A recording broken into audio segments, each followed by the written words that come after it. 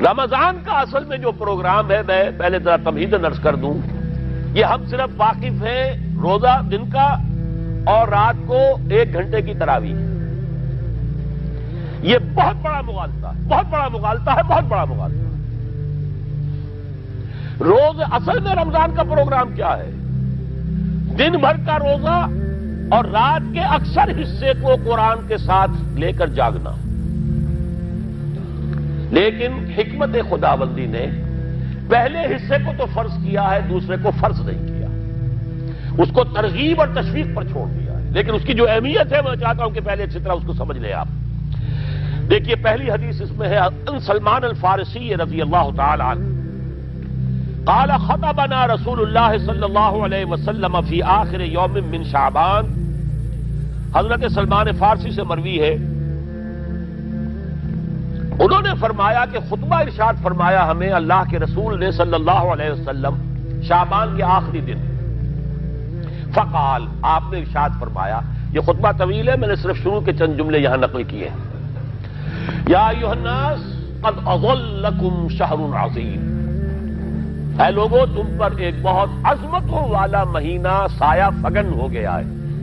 دیکھیے سایہ فگن سے وہ انگریزی کا محاورہ آپ کے ذہن میں آنا چاہیے، coming events cast their shadows before. ابھی رمضان شروع نہیں ہوا ہے، شعبان کا آخری دن ہے، تو وہ کمنگ ایونٹ جو ہے رمضان مبارک، اس کا سایہ آ گیا ہے تم پر، اس لیے حضور نے وہ لفظ استعمال کیا قد اظلکم، ظلال کہتے سائے کو، قد اظلکم شہر عظیم، بڑی عظمت والا مہینہ ہے، شہر مبارک، بہت برکت والا مہینہ ہے، شہر فیہ لیلۃ خیر من الف شہر، اس میں ایک رات وہ بھی ہے، وہ مہینہ جس میں ایک رات وہ بھی ہے جو 1000 مہینوں سے افضل ہے۔ انا انزلناہ فی لیلۃ القدر وما ادراک ما لیلۃ القدر لیلۃ القدر خیر من الف شہر۔ اب جو اگلے 2 جملے ہیں وہ نوٹ کیجئے، جعل اللہ صیامہ فریضۃ وقیام لیلہ تطوعا، اللہ نے ٹھہرایا ہے، قرار دیا ہے اس کا روزہ رکھنا تو فرض کے درجے میں، اور اس کی رات کا قیام تطوع کے درجے میں، اپنی مرضی پر، اپنی خواہش پر، نفل کے طور پر یہ تم پر لکھ دیا گیا ہے، لکھا تو گیا ہے، جعلہ تو ہے۔ مجعول کا جو پہلا مفعول ہے وہ کیا ہے؟ جعلہ کا مجعول اول کیا ہے؟ دن کا روزہ، اور مجعول ثانی کیا ہے؟ قیام لیلہ، رات کو کھڑا رہنا۔ اب یہ رات کا کھڑا رہنا اس کی کتنی مقدار ہوگی؟ کہاں سے معلوم کریں گے؟ قرآن سے۔ جب یہ لفظ آیا ہے سورہ مزمل میں، یا ایھا المزمل قم اللیل الا قلیلا نصفہ او انقص منہ قلیلا او زد علیہ ورتل القرآن ترتیلا، یہ معنی ہے۔ اے لحاظ کمبل میں لپٹ کر لیٹنے والے، کھڑے رہا کرو رات کو سوائے اس کے تھوڑے سے حصے کے، یعنی آدھی رات یا اس میں تھوڑا سا کم کر لو، جسے پھر کہا مفسرین نے 1/3 رات کم سے کم، اور زد علیہ یا آدھی پر بھی کچھ زیادہ کرو، یہ 2/3 رات ہو گیا۔ ورتل القرآن ترتیلا، اور قرآن کو اتارا کرو تھوڑا تھوڑا تھوڑا، یہ ترتیل، تفعیل، تنزیل، جیسے قرآن تھوڑا تھوڑا محمد پر نازل ہوا صلی اللہ علیہ وسلم، ایسے ہی تھوڑا تھوڑا تھوڑا قرآن اپنے اندر اتارو، ہیمر اٹ ڈاؤن، اپنے ذہنوں میں اتارو، اپنے قلب میں اتارو۔ اس کے لیے رات کو کھڑے رہو، اور قیام اللیل کم سے کم 1/3 شب کے اوپر اطلاق ہوگا، اس سے کم پر تو اطلاق ہے ہی نہیں۔ اگلی حدیث پڑھیے، اور یہ ہے جو عام طور پر ہر مسجد میں بھی آج کل خوب یہ گونج رہی ہوگی، حدیث بیان ہوتی ہے، اس لیے کہ بخاری اور مسلم دونوں میں موجود ہے، متفق علیہ روایت ہے، اس سے اونچا تو درجہ سند کے اعتبار سے تو حدیث کا کوئی اور درجہ اس سے اونچا ہے نہیں۔ عن ابی ہریرہ رضی اللہ عنہ قال قال رسول اللہ صلی اللہ علیہ وسلم، حضرت ابو ہریرہ سے روایت ہے، آپ نے فرمایا کہ حضور نے ارشاد فرمایا، من صام رمضان ایمانا واحتسابا غفر له ما تقدم من ذنبه، جس نے روزہ رکھا رمضان مبارک کے دوران اللہ پر یقین رکھتے ہوئے اور اس سے اجر و ثواب کے حاصل ہونے کی امید میں، اس کے تمام پچھلے گناہ معاف ہو جاتے ہیں۔ ومن قام رمضان ایمانا واحتسابا غفر له ما تقدم من ذنبه، اور جو کھڑا رہا رمضان کے دوران، کھڑا رہا ہے، جیسے ساما، میں نے شروع میں آپ سے عرض کر دیا تھا یہ مصدر ساما یصوم صومن، قام یقوم قیاما، ومن قام رمضان، جو کھڑا رہا رمضان کے دوران، پورے رمضان کے دوران کھڑا رہا، ایمان و احتسابا کی شرط پھر وہی ہے، غفر له ما تقدم من ذنبه، وہی اجر اس کا بھی ہے، ومن قام لیلۃ القدر ایمانا واحتسابا غفر له ما تقدم من ذنبه، اور جو خاص طور پر لیلۃ القدر میں کھڑا رہا ایمان اور احتساب کے ساتھ، اس کے بھی پچھلے گناہ معاف ہو گئے۔ اب یہ قامہ اور سامہ جیسے آ رہا ہے ایک دوسرے کے ساتھ پیرلل ہو کر، اس کو نوٹ کر لیجیے، من سام رمضان من قام رمضان، کیا یہ 1 گھنٹے کی تراویح جو ہے اس پر پوری اترتی ہے؟ کہ نسبت خاک را با عالم پاک، کوئی اس میں ریشو پروپورشن جڑتی نہیں۔ اگلی حدیث بھی پڑھ لیجیے، یہ وہی آگے عبداللہ ابن عمرو ابن العاص رضی اللہ تعالی عنہما، جن کے بارے میں میں نے عرض کیا تھا، بہت ہی زاہد منش، بڑے عابد، ہر روز روزہ اور پوری رات نماز پڑھتے تھے، وہ راوی ہیں اس کے۔ عن عبداللہ ابن عمرو رضی اللہ عنہما ان رسول اللہ صلی اللہ علیہ وسلم قال الصیام والقرآن یشفعان للعبد، روزہ اور قرآن دونوں بندے کے حق میں شفاعت کریں گے۔ یقول الصیام، روزہ یہ کہے گا اے رب، اے پروردگار، انی منعتہ الطعام والشہوات بالنہار، میں نے تیرے اس بندے کو روکے رکھا کھانے پینے سے اور شہوت سے دن کے وقت، فشفینی فی، میری وجہ سے روکا رہا، یہ کھانے کو اچھے سے اچھے جو ہے وہ موجود تھے کھانے، اور پینے کے لیے اعلیٰ سے اعلیٰ مشروب تھے، یہ رکا رہا میری وجہ سے کہ روزہ رکھا ہوا تھا، اور جیسا میں نے کہا منکوحہ بیوی موجود تھی لیکن رکا رہا، تھامے رکھا اس نے اپنے آپ کو میری وجہ سے، تو میری شفاعت اس کے حق میں قبول فرما۔ وَيَقُولُ الْقُرْآنُ، اور قرآن یہ کہے گا مَنَعْتُهُ النَّوْمَ بِاللَّيْلِ، میں نے اسے روکا رکھا رات کو سونے سے، فَشَفِّعْنِي فِيهِ، تو پروردگار میری شفاعت اس کے حق میں قبول فرما، فَيُشَفَّعَانِ، تو ان دونوں کی شفاعت قبول کی جائے گی۔ سوال یہ ہے کہ کیا روزہ 1 گھنٹے کا یا 2 گھنٹے کا ہے؟ تو یہ قیام جو ہے یہ 1 گھنٹے کا کیسے ہو گیا؟ تو میں نے پہلے کوسچن مارک آپ کے ذہن میں کھڑا کر دیا، اب جواب سنیے اس کا۔ جواب یہ ہے کہ اس کو اللہ تعالیٰ کی حکمت یہ تھی کہ اسے فرض نہ کیا جائے، اس کو معلوم ہے۔ عالمان سیکون منکم مرضی وآخرون یضربون فی الارض یبتغون من فضل اللہ وآخرون، اللہ کے علم میں ہے میرے کچھ بندے ہوں گے بیچارے غریب مزدور، دن پر مشقت کریں گے، محنت کریں گے، وہ روزہ ہی رکھ لیں، بہت بڑی بات ہے، بہت بڑی بات ہے۔ رات بھر کا قیام کیسے کریں گے؟ 2/3 رات کیسے کھڑے رہیں گے؟ آدھی شب کیسے ممکن ہے؟ لہذا فرض نہیں کیا، حضور نے بھی فرض نہیں کیا، نہ اس کو آپ نے لازم کیا، نہ اس کے لیے وہ زوردار جو لوگوں سے کہا کہ ضرور پڑھو، چھوڑ دیا پڑھو، اور سب لوگ پڑھتے تھے اپنے طور پر۔ اب یہ کہ کوئی آدھی رات کھڑا ہے، کوئی 1/3 رات ہے، کوئی پوری رات ہے، اللہ کے بندے۔ لیکن 3 دن حضور نے یہ باجماعت نماز پڑھا دی، لیکن پڑھائی ہے وہ تہجد کے وقت، یعنی لوگ رات کے وقت جو بھی ہے کھڑے ہیں، جاگ رہے ہیں، قرآن پڑھ رہے ہیں، لیکن یہ کہ خاص تہجد کے وقت آپ اپنے حجرے سے برآمد ہوئے تو لوگ جمع ہو گئے، آپ کے گرد جمع ہو گئے۔ آپ نے 3 دن یہ 8 رکعتیں جو تہجد کی حضور کی ہوتی تھی، وہ آپ نے 8 رکعتیں پڑھائیں باجماعت، لیکن وہ وقت تہجد کا تھا، یہ نوٹ کر لیجیے۔ 4تھے دن بھی صحابہ منتظر رہے، کیا حضور برآمد ہوں گے، تشریف لائیں گے؟ نہیں آ رہے حضور، تو کچھ کھنگار بھی رہے ہیں، کہیں پتہ نہیں حضور کہیں اونگ نہ آ گئی ہو تو ہماری آوازوں سے جاگ جائیں، پھر بھی نہیں آئے حضور۔ اگلے روز آپ نے فرمایا کہ میں جان بوجھ کر نہیں آیا، میں اگر یہ متواتر تمہیں پڑھاؤں گا تو یہ تم پر فرض ہو جائے گی۔ یہ ہے وہ رافت اور رحمت، بالمومنین رؤوف الرحیم، جو اللہ تعالیٰ کی شان ہے رحمان الرحیم ہونے کی، بالمومنین رؤوف الرحیم، یہ محمد الرسول اللہ بھی ہے، تم پر یہ سختی جو ہے یہ تمہارے لیے قابل برداشت نہیں ہوگی، لہذا میں نے یہ 3 دن صرف پڑھائی ہے، اگر مسلسل پڑھاتا تو فرض ہو جاتی۔ یہاں تک تو ہے حکمت نبوی کا معاملہ، اب آیا حکمت صحابی یا حکمت خلیفہ راشد۔ یہی معاملہ رہا حضور کی حیات طیبہ کے دوران، یہی حضرت ابوبکر رضی اللہ تعالیٰ عنہ کی خلافت کے دوران، یہی حضرت عمر کا بھی ابتدائی دور۔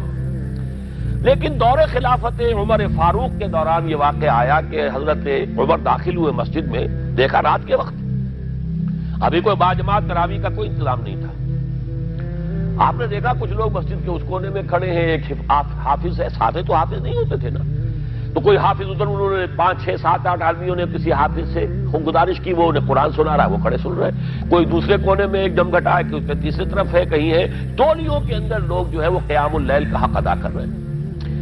آپ نے فرمایا کیا ہی بہتر ہو کہ یہ سب جمع ہو جائیں ایک امام کے پیچھے، اور پھر یہ کہ اسے عشاء کے ساتھ متصل رکھ دیں، تاکہ جس کو کہتے ہیں عربی میں ما لا یترک کلہ لا یترک کلہ، اگر کوئی شے کل کی کل حاصل نہیں ہو سکتی تو کوئی شخص بھی مسلمان بالکل محروم نہ رہ جائے، کم سے کم یہ 20 رکعت تراویح تو پڑھے اور قرآن سن لے، تاکہ کسی نہ کسی درجے میں تو اس کا بھی حصہ ہو جائے اس کی برکات میں سے۔ یہ ہے حکمت حضرت عمر فاروق کے فیصلے کی۔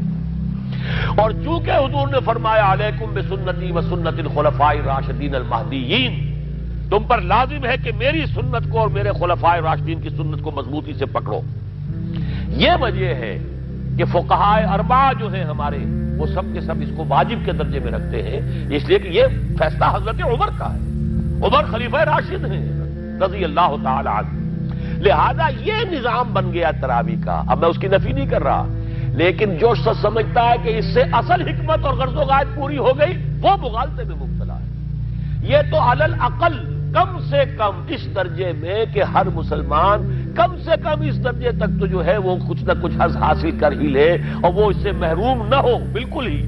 ما لا یدرک کلہ لا یترک کلہ، اس درجے میں حضرت عمر کا فیصلہ ہے، اور اسی کی وجہ سے ہمارے خلفاء، ہمارے جو ائمہ اربعہ انہوں نے قبول کیا ہے، اور یہی اس مسئلے کا حل ہو جائے گا۔ جو اہل حدیث حضرات اس کے اوپر جو ہے چیلنج بھی شائع کرتے ہیں، کوئی ثابت کر دے حضور سے 20 رکعتیں تو ہم اتنے لاکھ روپے، ہم بھی کہتے ہیں کہ حضور سے ثابت نہیں ہے، کون کہتا، دعویٰ ہی نہیں، یہ تو حضرت عمر کا فیصلہ ہے، حضرت عمر کا فیصلہ، خلیفہ راشد کا فیصلہ، اس کو امت نے قبول کیا ہے، لہذا وہ نظام ہے، رہے گا۔ اور یہی جو ہے آپ کو معلوم ہے، حالانکہ یہاں اکثریت جو ہے وہاں پر وہ اہل حدیث حضرات کی ہے سعودی عرب میں، حرمین میں وہی 20 رکعت تراویح ہوتی ہے، اس لیے کہ وہ ان کا جو آفیشل مسلک ہے وہ مسلک حنبلی، حنفی نہیں ہے، تو حنبلی مسلک میں بھی یہی ہے، شافعی میں بھی یہی ہے، مالکی میں تو 36 تک کی روایتیں موجود ہیں، 36 رکعت، لیکن یہ ہے کہ یہ ہے وہ 20 رکعت تراویح کا معاملہ، اس کی نفی میری بات سے نہ سمجھ لیجئے گا، وہ ٹھیک ہے، حضرت عمر کا فیصلہ ہے۔ پھر یہ کہ یہ آسان ترین ہے کہ عشاء کے ساتھ ہی متصل پڑھ لی، اور آج تو ہماری نیند کا کوئی حصہ اس میں جاتا ہی نہیں، کون سوتا ہے، اس سے پہلے سوال ہی پیدا نہیں ہوتا، لیکن یہ جو کہہ رہے ہیں کہ قرآن کہے گا میں نے اسے نیند سے روکے رکھا، اس کا حق کہاں ادا ہوا؟ اس کا حق تو ادا ہوگا کہ تہائی ورنہ نصف شب کے لگ بھگ آپ جاگے قرآن کے ساتھ۔ اب سمجھیے اس کی غرض و غایت کیا ہے۔ اگر قرآن رمضان کا یہ دوگنا پروگرام سامنے آ گیا، اصلاً جو مطلوب ہے دن بھر کا روزہ اور رات کے اکثر حصے کا کم سے کم نصف شب جو ہے اس میں جاگنا قرآن کے ساتھ، اب اس کی جو حکمت اور غرض و غایت ہے وہ بھی اب آپ 2 درجوں میں سمجھیے۔ رمضان کا اب 2 اچھا پروگرام، دن میں روزہ رکھو، اس روح کو مزمحل کرو، اس روح کو مزمحل کرو گے، اس نے جسم کو مزمحل کرو گے، حیوانی وجود کو، تو ہی اس روح کو کچھ ریلیف ملے گا۔ بھاری بوجھ کسی کے قدموں میں پڑا ہوا ہے، وہ کیسے اوپر اٹھے گا؟ ذرا اس کے نیچے جو وزن ہے، لنگر بھاری ہے، جہاز کا کیسے چلے گا؟ لنگر تو اٹھاؤ۔ تو اس طریقے سے وہ ذرا بوجھ سے اس کو تھوڑا سا ریلیف دو، رات کو کھڑے ہو جاؤ، اب اپنی روح پر نازل کرو اللہ کے کلام کو۔ تیرے ضمیر پہ جب تک نہ ہو نزول کتاب، گرہ کشا ہے نہ راضی نہ صاحب کشاف۔ اب یہ پھوار پڑ رہی ہے تمہارے اوپر، تمہارے اندر اس کو جذب ہونا چاہیے۔ اس سے کیا ہوگا؟ روح کو تقویت حاصل ہوگی۔ اس کو مثال سے پہلے سمجھا دوں، کوئی شخص پیاس سے مر رہا تھا، اس درجہ پیاسا تھا کہ اس کے اوپر بے ہوشی بھی طاری ہو گئی۔ کوئی شخص آیا، اس نے پہلے اس کو پانی کے چھینٹے دیے، کچھ ہوش میں آیا، اب اسے پانی کا کوئی کٹورا لگا دیا اس کے منہ سے، پانی کے ایک گھونٹ کی جو لذت اسے اس وقت محسوس ہوگی، کیا کبھی زندگی میں کسی کو محسوس ہو سکتی؟ یہ پانی کتنی بڑی قیمت ہے، قیمتی شے ہے، یہ تو اسی سے پوچھئے جسے شخص پیاس لگی تھی اور پیاس کی وجہ سے بے ہوش ہو گیا۔ اسے پانی کا ایک گھونٹ، جیسے کہ آپ تصور کر سکتے ہیں پیاس سے کوئی مر رہا ہو بادشاہ، وہ اپنی پوری سلطنت دے دے گا، مجھے ایک کٹورا پانی دے دو بابا، لو سلطنت دے، جان سے جا رہا ہوں میں تو۔ اس وقت پانی کی قدر و قیمت معلوم ہوگی۔ آپ کی روح بے ہوش، آپ نے روزہ رکھ کر اسے کوئی تھوڑا سا ریلیف دیا، چھینٹے ڈالے، اب رات کو آپ نے یہ آب حیات مام مبارکہ، دیکھیے مبارک کا لفظ دو ہی چیزوں کے ساتھ قرآن میں ہے، مام مبارکہ، بارش جو آسمان سے اترتی ہے یہ پانی مبارک ہے، برکت کہتے ہیں اسے ہیں جو کسی شے کی مخفی جو قوتیں ہیں انہیں اجاگر کر کے باہر لے آئے، یہ برکت ہے۔ زمین کے اندر روئیدگی ہے، بارش برسی اندر سے نکل آیا۔ اسی طرح کتاب مبارک، یہ کتاب مبارک ہے، یہ کتاب مبارک ہے، یہ تمہارے اندر سے تمہاری سوئی ہوئی روح کو بیدار کر کے پھر اسے غذا دیتی ہے۔ اب جب وہ قرآن کو پڑھے گا یا اس کو قرآن اس کے اندر جائے گا، اسے معلوم ہوگا اس سے بڑی کوئی نعمت نہیں۔ یہ ہے شکر جو پیدا ہوگا اب اس کی گہرائی کے، اس کے دل کی گہرائیوں میں۔ شکر کے معنی کیا ہے؟ احسان کی قدر شناسی۔ شکر کو امام راغب نے 3 مرحلوں میں بیان کیا ہے۔ شکر بالقلب، پہلے تو آپ کو معلوم ہو جو نعمت کسی نے دی ہے کتنی بڑی ہے، یہ احساس نہیں ہے۔ کسی بچے کے ہاتھ پہ آپ نے ہیرا رکھ دیا، اسے کیا پتا یہ ہیرا ہے یا یہ کوئی کانچ کا ٹکڑا ہے، وہ کیا کرے گا اس کی قدر؟ بلکہ ٹافی دیں گے تو وہ سمجھے گا کہ یہ زیادہ اچھی چیز دی ہے مجھے، اس پتھر کا میں نے کیا کرنا ہے، اس لیے اسے معلوم ہی نہیں کہ یہ ہیرا ہے۔ جب تک کسی نعمت کی قدر و قیمت کا احساس نہ ہو، اس کے متناسب پروپورشنیٹ شکر آپ کر ہی نہیں سکتے۔ پھر آپ کو زبان سے شکر ادا کرنا ہے۔ الحمدللہ الذی انزل علی عبدہ الکتاب، یہ زبان سے شکر ادا کیجیے۔ پھر اس کا شکر کا حق ادا کرنا ہے، اس نعمت کو استعمال کرنا ہے۔ اگر نعمت لا کے رکھ دی تو بھی یہ ناشکری ہے۔ کسی بچے کو لا کر کسی اس کے والد نے کتاب دی بڑی عمدہ، اور وہ بڑا مہذب بچہ ہے، تھینکس ڈیڈ یا ڈیڈی، اس نے شکریہ ادا کر دیا، پھر کتاب جا کے جو رکھی کبھی کھول کے دیکھا ہی نہیں، تو ناشکری کر رہا ہے یا شکر کر رہا ہے؟ زبان سے تو شکر ادا کیا تھا تو ناشکری کر رہا ہے، لاقدری کر رہا ہے، اس نے اس کو پڑھا ہی نہیں۔ قرآن کا شکر کیا ہوگا؟ وہ میرا کتابچہ جو ہے مسلمانوں پر قرآن مجید کے حقوق، اگر وہ سمجھیں گے، جو کہ میری اس پوری دعوت قرآنی کی جڑ اور بنیاد ہے۔ 2 چھوٹے چھوٹے کتابچے 167 میں لکھا تھا، اسلام کی نشت ثانیہ کرنے کا اصل کام، یہ اسلام کی ریوائول کیسے ہوگی، اس کی شرط لازم کیا ہے، اصل کام کیا ہے۔ ہم نعرے لگانے پر آ گئے ہیں، جلوس نکالنے پر آ گئے ہیں، ہم یہ کر رہے ہیں، ہم وہ کر رہے ہیں، تلواریں بھی اٹھا لی ہیں، گولیاں بھی کھا رہے ہیں، جانے بھی دے رہے ہیں، اصل کام نہیں کر رہے۔ وہ اصل کام کیا ہے؟ یہ سن 67 کی میری تحریر ہے، اسلام کی نشت ثانیہ کرنے کا اصل کام۔ اور پھر سن 68 کی میری 2 تقریریں تھیں، جب میں نے جمعے کا خود خطاب کیا تھا مسجد خضرہ سمن آباد میں، مسلمانوں پر قرآن مجید کے حقوق۔ اس کو مانو جیسے کہ ماننے کا حق ہے، اس کو پڑھو جیسے کہ پڑھنے کا حق ہے، اس کو سمجھو جیسے کہ سمجھنے کا حق ہے، اس پر عمل کرو جیسے کہ عمل کا حق ہے، اور اسے 4 دانگے عالم میں پھیلاؤ۔ یہ تمہارے پاس امانت ہے محمد رسول اللہ صلی اللہ علیہ وسلم کی۔ بلغوا عنی ولو آیۃ، پہنچاؤ میری جانب سے ایک ہی آیت پہنچاؤ۔ کس نے فرمایا؟ محمد رسول اللہ نے۔ مفشو ہو، عام کرو اسے، پھیلاؤ۔ 5 حقوق ہیں مسلمان پر، لیکن یہ سارے حقوق کب ادا ہوں گے؟ جب قرآن کی نعمت کی قدر ہو جائے گی، معلوم ہو کہ یہ کوہ نور ہیرا ہے، یہ کوئی کانچ کا ٹکڑا نہیں ہے، کوہ نور ہیرا ہے، تب معلوم ہوگا اس کی کتنی حفاظت آپ کریں گے، جس نے دیا ہے اس کا کتنا شکر ادا کریں گے، پھر یہ کہ اسے کیسے سنبھال کر رکھیں گے۔ لیکن یہ کہ اگر قرآن کا شکر ہی نہیں ہے، قرآن کی خود کی نعمت کا احساس ہی نہیں، ہوا خیر مما یجمعون، یا ایھا الناس قد جاءتکم موعظۃ من ربکم وشفاء لما فی الصدور وہدی وبشریٰ للمؤمنین، ہدی ورحمۃ للمؤمنین، قل بفضل اللہ وبرحمتہ فبذلک فلیفرحوا ھو خیر مما یجمعون۔ دنیا میں انسان جو کچھ جمع کرتا ہے، جائیداد، مال، دولت، ہیرے جواہرات، زیورات، اور کوئی اینٹیکس، کوئی جو ہے وہ ڈیکوریشن پیسز، جو کچھ، ان سب سے زیادہ قیمتی شے یہ قرآن ہے۔ لیکن اس کا احساس کب ہوگا؟ جب روح بیدار ہو جائے گی، جب وہ چکھے گی قرآن کو۔ جس کو میں کہا کرتا ہوں کہ ایمان حقیقی کیسے حاصل ہوتا ہے قرآن سے؟ جب قرآن کو سنتے ہوئے انسان جھوم جائے، اس کے اندر کوئی شے سمپیتھیٹک وائبریشن میں آ جائے، اسے کہے کہ ہاں یہی ہے، جہاں سے میں خود آیا ہوں وہیں سے یہ کلام آیا، جہاں سے میری روح آئی ہے وہیں سے یہ کلام آیا۔ اب یقین پیدا ہوا۔ اس کو اقبال نے کہا ہے باطنی تجربہ۔ ایک تجربہ وہ ہے جو ہم دیکھ رہے ہیں آنکھوں سے، سن رہے ہیں کانوں سے، چھو رہے ہیں اپنے ہاتھ سے، سونگھ رہے ہیں ناک سے، اور ٹیسٹ کر رہے ہیں اپنے جو ٹیسٹ بڈز ہیں منہ کے، یہ ہمارا ایکسٹرنل ایکسپیرینس ہے۔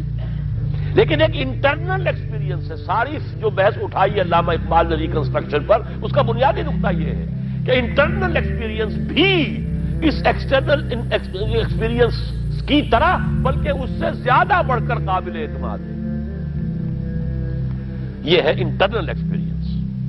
لعلکم تشکرون، تو یہ تو پہلی منزل طے ہوئی ہے ابھی صوم رمضان، صیام و قیام رمضان کا پہلا حاصل کیا ہوگا؟ وَلَعَلَّكُمْ تَشْكُرُونَ، تاکہ تم اس قرآن کی عظمت سے واقف ہو جاؤ، تاکہ تمہیں اس پر اس کی جو وقت ہے، قدر و قیمت ہے، اس کا انکشاف ہو جائے۔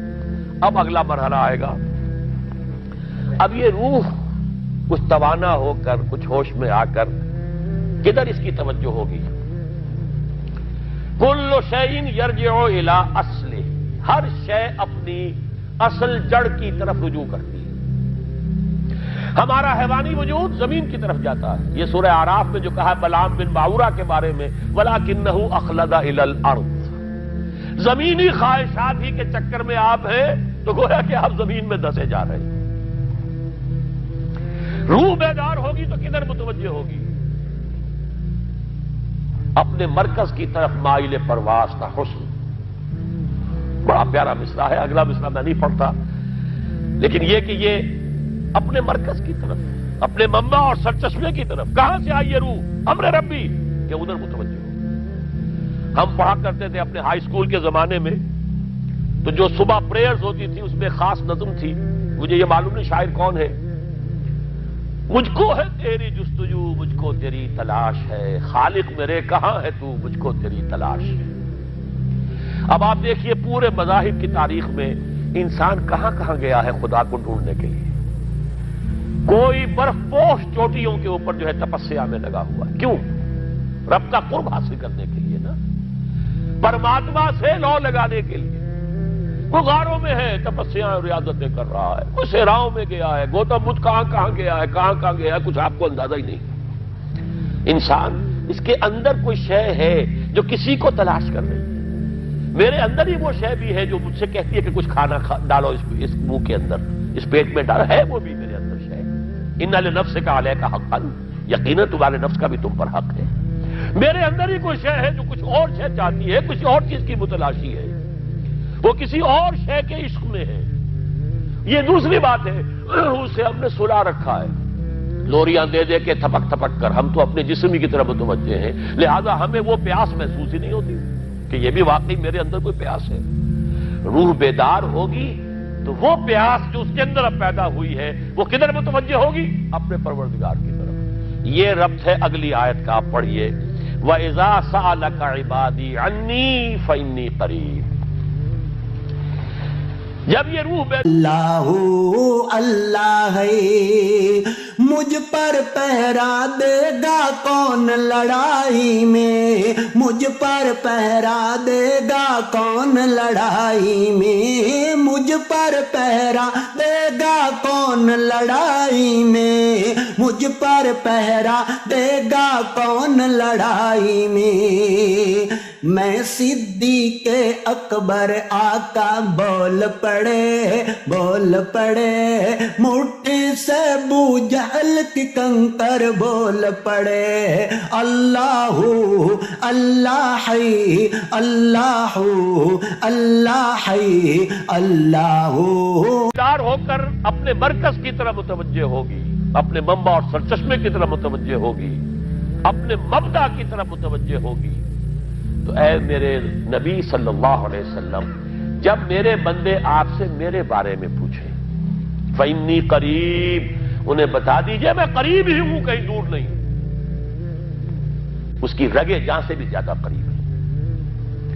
ہم قریب ہیں، جب چاہو ہمیں پکارو، جب چاہو دعا کرو، جب چاہو باریابی حاصل کر لو. ہم تو مائل میں کرم ہیں، کوئی سائل ہی نہیں. ہم تو ہر روز رات کے آخری گھڑیوں میں سمائے دنیا تک نزول فرماتے ہیں، اور ہماری طرف سے پکارنے والا پکارتا ہے حل من مستغفر فاغفر له. ہے کوئی استغفار کرنے والا کہ میں اسے بخش دوں؟ ہے کوئی مانگنے والا حل من سائل فاعطیہ؟ ہے کوئی مانگنے والا جسے میں دوں؟ تم سوئے ہوتے ہو. ہم تو غافل نہیں، تم غافل ہو. متوجہ تو ہو، آؤ تو صحیح ہماری طرف. حدیث قدسی میں آیا ہے میرا بندہ میری طرف چل کر آتا ہے، میں دوڑ کر آتا ہوں. وہ بارش بھراتا ہے، میں ہاتھ بھراتا ہوں. میرا بندہ میرا ذکر اپنے دل میں کرتا ہے، میں اپنے جی میں اس کا ذکر کرتا ہوں، یاد کرتا ہوں اسے. اور میرا بندہ اگر کسی محفل میں میرا ذکر کرتا ہے، میں اس سے بہت اعلیٰ محفل میں اس کا ذکر کرتا ہوں، ملائے اعلیٰ کی محفل میں ذکر کرتا ہوں. یہ حدیث کے الفاظ ہیں کہ نہیں؟ تو تم غافل ہو بھائی ہم سے، ہم تو غافل نہیں. اغیب و وذو اللطائف لا یغیب وارجوہ رجال لا یخیب. میں غائب ہو جاتا ہوں، وہ تو غائب ہونے والی ہستی ہی نہیں ہے. ہر آن موجود. هو معکم اینما کنتم وَإِذَا سَأَلَكَ عِبَادِي عَنِّي فَإِنِّي قَرِيبٌ أُجِيبُ دَعْوَةَ الدَّاعِ إِذَا دَعَانِ فَلْيَسْتَجِيبُوا لِي. لیکن اب آئی بات اصل. یہ دو طرفہ بات ہوگی. مجھ سے دعا کرو، کسی وقت کی پابندی نہیں، کسی جگہ کی پابندی نہیں. ناپاکی کی حالت میں ہو تب بھی دعا کر سکتے ہو. میری کتاب کو ہاتھ مت لگانا، مجھ سے دعا کر سکتے ہو. دعا میں کوئی پابندی نہیں. لیٹے مانگو، بیٹھے مانگو، ناپاکی میں مانگو، پاکی میں مانگو، جب چاہو مانگو مجھ سے. دعا میں کوئی خدمت نہیں. اور جہاں پکارو گے there and then I will listen to you and I will grant your prayers. اجیبو جو ہے، اجیبو دونوں مان، جواب دینا اور قبول کرنا. اجابت استجابت دونوں کا ایک ہی مفہوم ہے، جواب دینا اور قبول کرنا. اجیب دعوت الداعی اذا دعان. میں تو ہر پکارنے والے کی پکار کو سنتا ہوں، قبول کرتا ہوں جب بھی وہ مجھے پکارتا ہے. لیکن فلیستجیبوا لی، میرا بھی تو کہنا مانو. چاہیے کہ یہ بھی میرا کہنا مانے، مجھ سے محبت کریں، مجھ سے لو لگائیں، میرے دین کے لیے اپنے آپ کو وقف کریں. ان صلاتی و نسکی و محیای و مماتی للہ رب العالمین. میرے باغیوں کے خلاف بغاوت کریں، میرے دین کا جھنڈا اونچا کریں. یہ سارے احکام ہے کہ یہ قرآن میں. قاتلوہم، جیسا کہ میں نے آپ کو بتایا اگلے ہی رکوع میں قتال کا حکم آ رہا ہے. اب وہ گھوڑوں کو روزہ رکھواتے تھے، بتا دیا یہ روزہ تمہیں کس لیے رکھوایا جا رہا ہے. اگلے ہی رکوع کے اندر حکم ہے قاتلوا فی سبیل اللہ الذین یقاتلونکم وقاتلوہم حتی لا تکون فتنۃ ویکون الدین للہ. اللہ کے لیے دین ہو جائے، پورا کا پورا نظام اللہ کے تابع آ جائے. اس کے لیے پہلے دعوت دو، محنت کرو، جد و جہد کرو. اس دعوت کے نتیجے میں جمعیت فراہم کرو. جب جمعیت اتنی ہو جائے کہ پھر اس باطل نظام کے خلاف بغاوت کر سکو تو کرو بغاوت. اگر باطل نظام کے خلاف بغاوت نہیں کرتے ہو تو پھر ہم سے بغاوت ہے تمہاری. پہلے ذہنی بغاوت ہے، آپ ڈس اون کیجئے ذہنی اعتبار سے، نفسیاتی اعتبار سے. میں اس نظام کو نہیں اون کرتا. ریکنسائل نہ کیجئے اس کے ساتھ، کوئی تعاون نہ کیجئے اس کے ساتھ، کوئی چاکری اور ملازمت نہ کیجئے اس کی. تن من دھن لگائیے اس نظام کو بدلنے کے لیے. چاہے ابھی وہ دعوت کے مرحلے میں ہے، لوگوں کو تیار کیا جا رہا ہے، تربیت دی جا رہی ہے، تزکیہ کیا جا رہا ہے، لیکن ہدف کیا ہے؟ تاکہ اللہ کا دین غالب. فَلْيَسْتَجِيبُوا لِي، میرا بھی تو کہنا سنیں اور مانیں. میں جہاد کا حکم دیتا ہوں تو جہاد کریں. میں اقامت دین کا حکم دیتا ہوں اقیم الدین، تو اس کے لیے کھڑے ہو جائیں. میں قتال کا حکم دوں تو قتال کریں. فَلْيَسْتَجِيبُوا لِي وَلْيُؤْمِنُوا بِي، اور مجھ پر ہی اپنا ایمان پختہ رکھیں.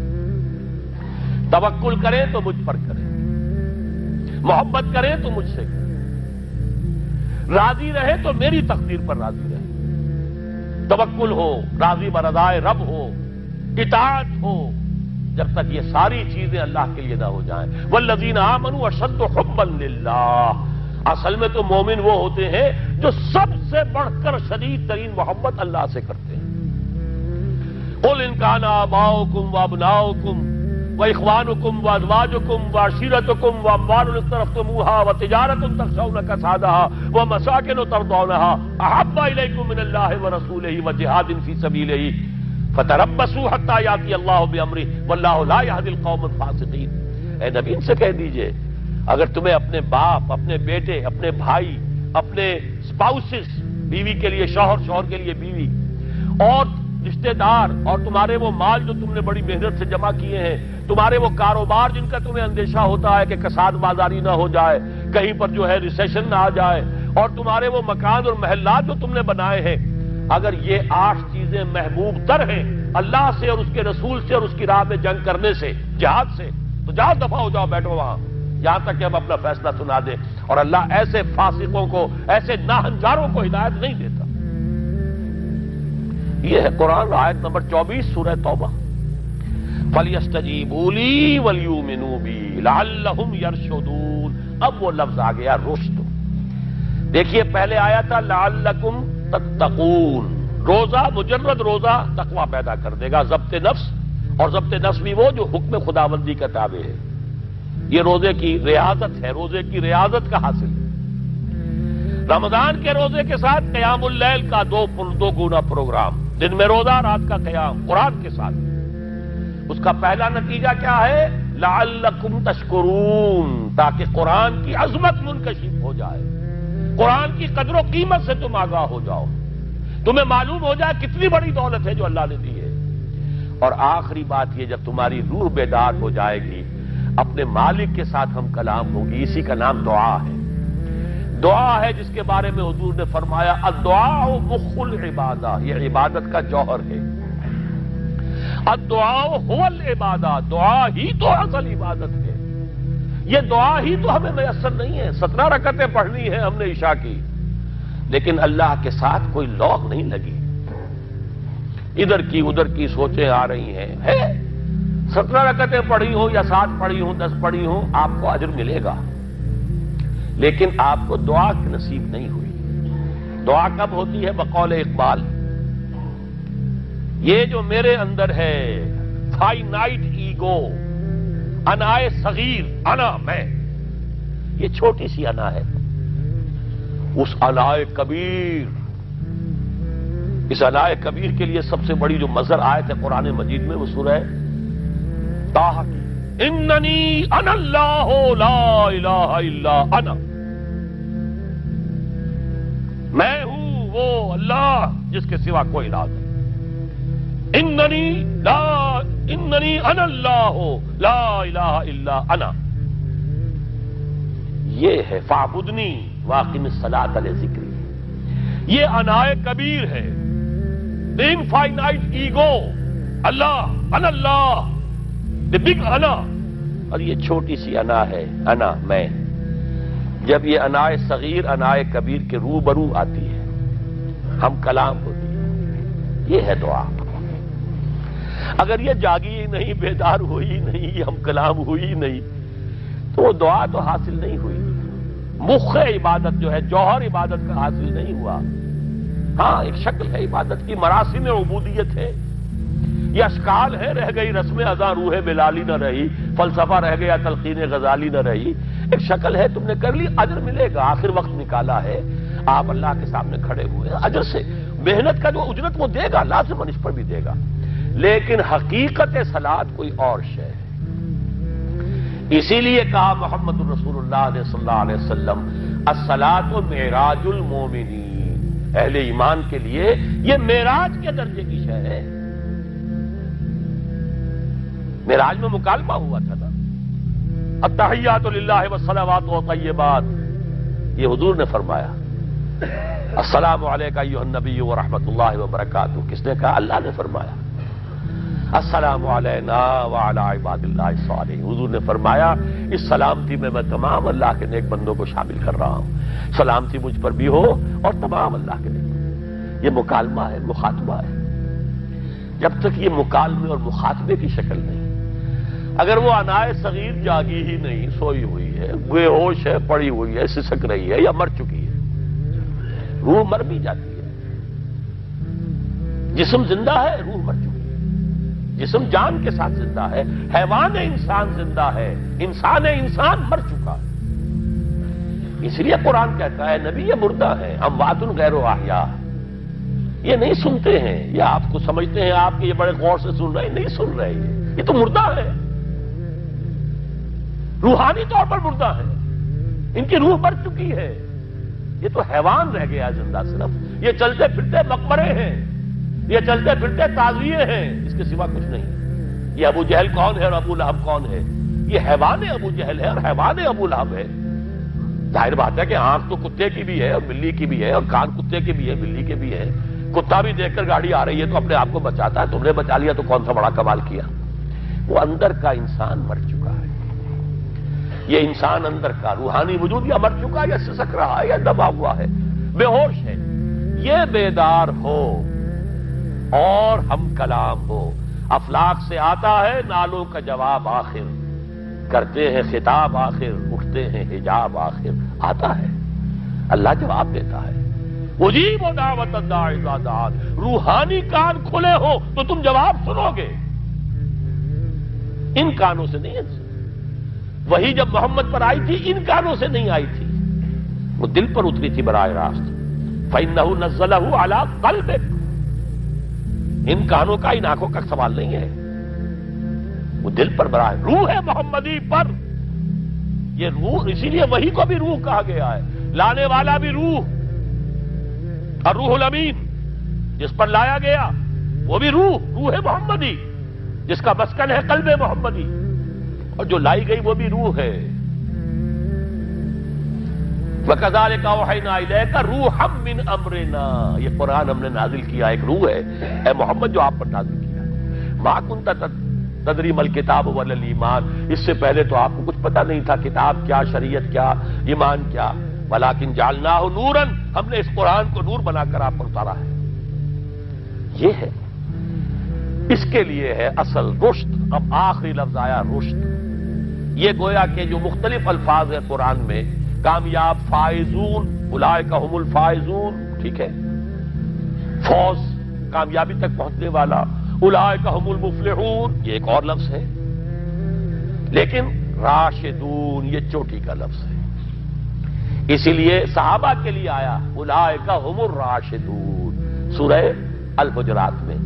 اسی لیے انسانوں میں سے نبیوں کے بعد سب سے اونچے چوٹی کے انسان ابو بکر، عمر، عثمان، علی، ان کے لیے آیا خلفاء الراشدون، علیکم بسنتی وسنت الخلفاء الراشدین المہدیین۔ یہ رشد ہے، رشد تک پہنچنا ہے تو یہ کام ہے، اور یہ ہے اصل حاصل صیام و قیام رمضان کا۔ اولئک هم الراشدون، اللہم ربنا اجعلنا منہم، اللہم ربنا اجعلنا منہم، اللہم ربنا اجعلنا منہم۔